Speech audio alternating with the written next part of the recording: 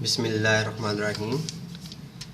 Opal institute of calligraphy and fine arts Jhelum کی جانب سے میں نوید اختر اوپل۔ آج ہم لیسن نمبر 5 کے ساتھ شروعات کرتے ہیں۔ ناظرین، آپ نے اس سے پہلے جتنے بھی لیسن سیکھے ہیں اس میں الف سے لے کے بڑی یہ تک حروف تہجی جو کہ ہم نے الگ الگ سیکھے تھے۔ اس کے بعد کے جو لیسنز ہیں، لیسن نمبر 1 کے بعد ہم نے ایک جوائنٹ شروع کیا تھا جس کو ہم یہ یو شے والا جوائنٹ کہتے ہیں۔ یہ ہم نے بنایا تھا، الف کے ساتھ جوڑنا سیکھا تھا اور کاف اور گاف کے ساتھ سیکھا تھا، دال کے ساتھ جوڑنا سیکھا تھا۔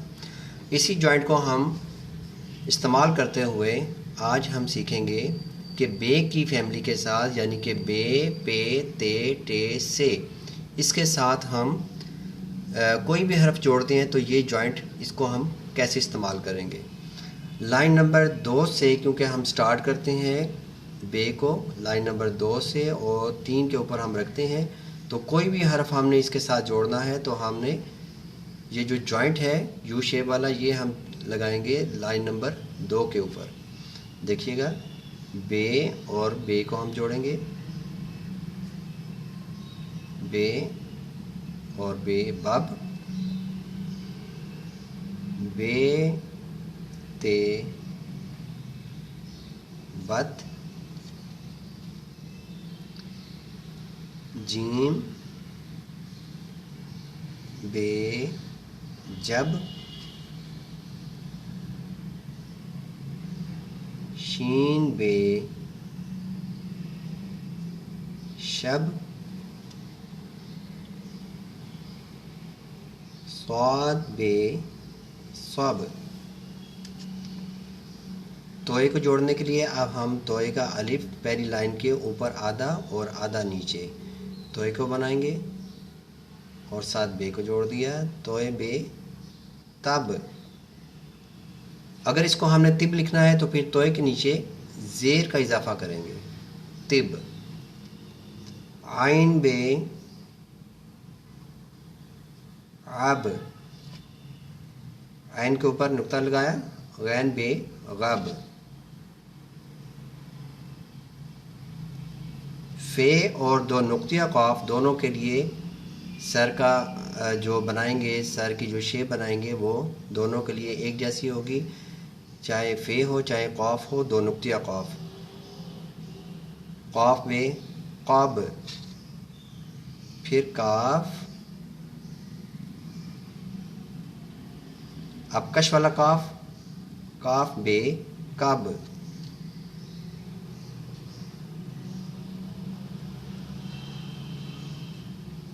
گاف، پے، گپ،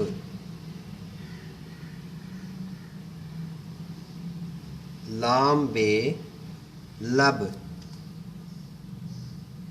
میم، تے، مت،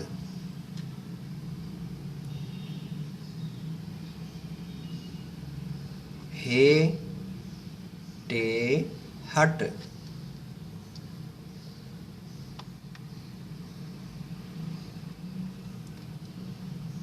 پھے، ٹے، پھٹ، جیم، جیم کے ہیڈ سے باہر نکل کے دو آنکھیں،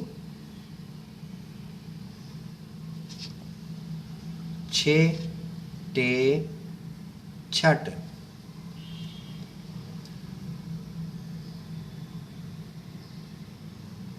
کھے، ٹے، کھٹ۔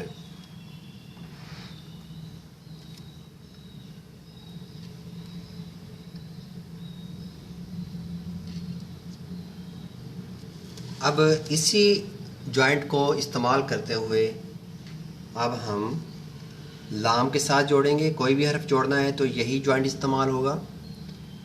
دیکھیے گا، ابھی صرف میں لام لکھتا ہوں اور لام آپ کو پتہ ہے اوپر والے 3 لائنوں میں ہم الف بناتے ہیں، اس کے بعد لائن نمبر 3 کے ساتھ ٹچ کرتے ہوئے لام کی گولائی۔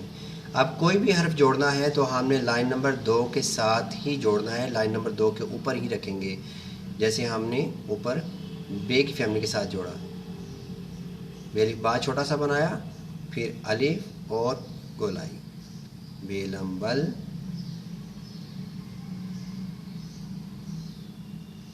جیم لام جل، سین لام سل، صاد لام صل، پھر فے یا دو نقطہ قاف قل. اس کو قل لکھنا ہے تو پھر قاف کے اوپر پیش بنائیں گے. اسی طرح عین لام ال، غین لام غل، میم لام مل، ہے لام حل،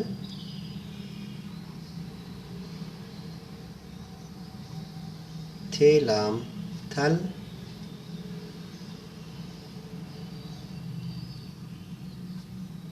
پھے لام پھل،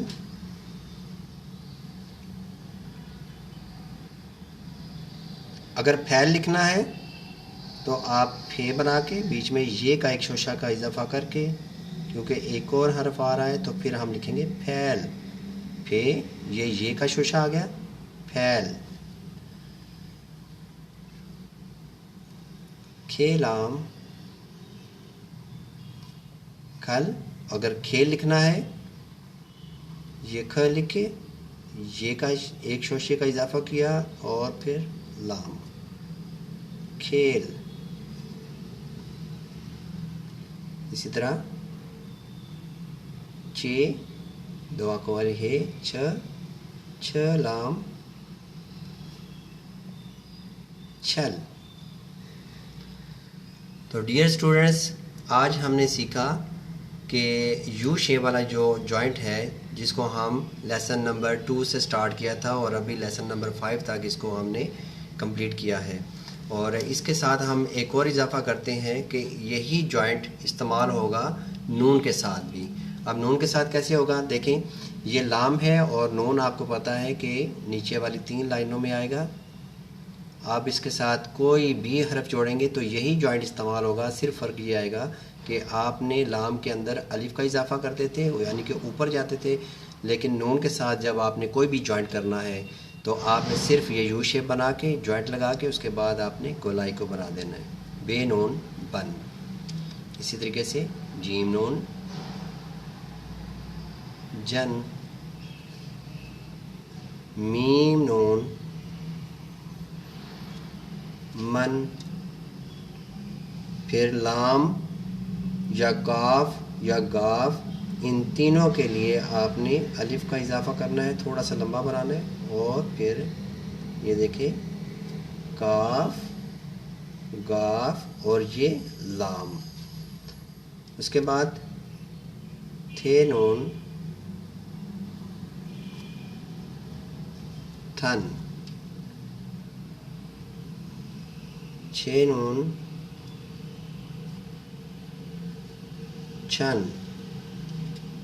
چھین لکھنا ہے تو پھر بیچ میں یہ کا اضافہ کریں گے.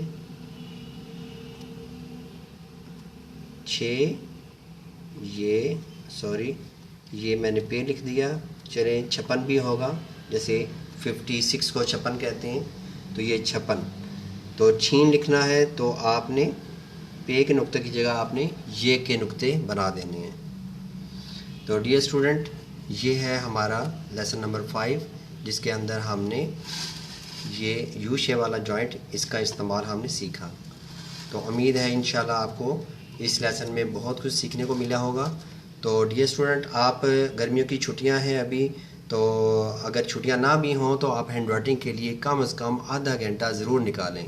جیسے ہم اپنے لباس کے لیے ٹائم نکالتے ہیں، اپنے چہرے کی صفائی کرتے ہیں، اپنے جسم کی صفائی کرتے ہیں، اپنے لباس کا خیال رکھتے ہیں، ہر چیز کا خیال رکھتے ہیں کہ میری جو ہے نا گاڑی اچھی ہو، میری سائیکل اچھی ہو، میری کتابیں اچھی ہوں، میرا لباس اچھا ہو. اسی طریقے سے آپ ایک اپنی ہینڈ رائٹنگ کا یہ بھی سوچیں کہ یہ آپ کی ایک شخصیت کا حصہ ہے، آپ کی ایک پرسنالٹی کا حصہ ہے. دیکھیں بہت سارے اسٹوڈنٹس ایسے ہیں کہ جو ماسٹر ڈگریز کی ہوتی ہیں اور بہت زیادہ پڑھے ہوتے ہیں، لیکن جب کسی کے سامنے لکھنے لگتے ہیں تو وہ گھبراہٹ کا جو ہے نا شکار ہوتے ہیں، اور بہت زیادہ شرمندگی ہوتی ہے ان کو کہ وہ لکھ نہیں پاتے، اس لیے کہ ان کی ہینڈ رائٹنگ گندی ہے۔ تو اس کا مطلب ہے کہ ہینڈ رائٹنگ گندی ہے تو وہ پریکٹس نہیں کرتے یا اپنی لکھائی کو ٹائم نہیں دیتے۔ تو ڈیئر اسٹوڈنٹ، یہ آپ ضرور اس پہ جو ہے نا توجہ دیں، اور آدھا گھنٹہ اس کو لازمی ہینڈ رائٹنگ کا آپ تھوڑا سا کام لکھیں، جو میں نے لیسنز بتائے ہیں یا سکھائے ہیں اس کے مطابق آپ پریکٹس کریں 4 لائنز کے اوپر۔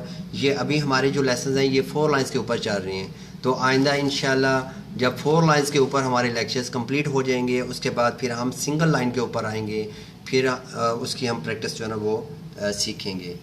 تو ڈیئر اسٹوڈنٹ، ہمارے چینلز کو آپ ضرور سبسکرائب کیجیے گا، اور اپنے دوستوں کو بھی بتائیے گا اس کے بارے میں، اور اس کی پریکٹس کریں۔